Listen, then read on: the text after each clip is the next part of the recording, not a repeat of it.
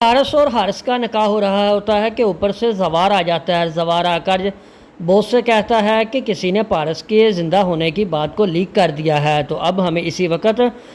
واپس جانا ہوگا اور جا کر آپ کو ایک پریس کانفرنس کرنی ہوگی جس کے اندر بتانا ہوگا کہ مجھے بھی آج ہی پتہ چلا ہے کہ پارس زندہ ہے۔ ادھر جو آفتاب ہوتا ہے وہ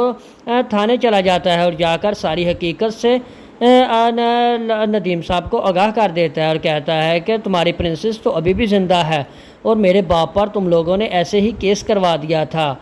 اگر تم اس کا پتہ چاہتے ہو تو تمہیں مجھے بہت بڑی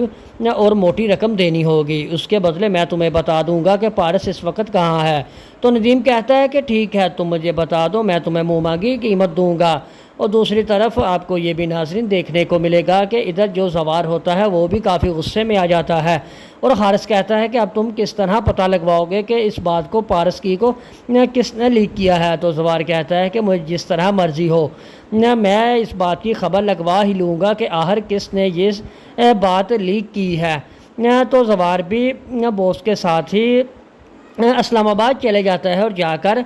آخر پتہ لگوا ہی لیتے ہیں۔ اور جیسے ہی انہیں پتہ چلتا ہے کہ یہ ساری بات آفتاب نے لیک کی ہے تو اسی وقت جو بہزاد صاحب ہوتے ہیں وہ اپنی بہن کے گھر جاتے ہیں، جا کر کہتے ہیں کہ پہلے ندیم نے مجھے ڈسا اور آپ کا بیٹا بھی اسی طرح ہمارے لیے سانپ ہی بن گیا، اس نے اب پھر مجھے ڈسنے کی کوشش کی ہے اور اس نے ہی اسے بتایا ہے کہ ابھی پارس زندہ ہے۔ اگر اب میری بیٹی کو کچھ ہوا تو آپ کو بہت بڑی مشکلات کا سامنا کرنا پڑے گا۔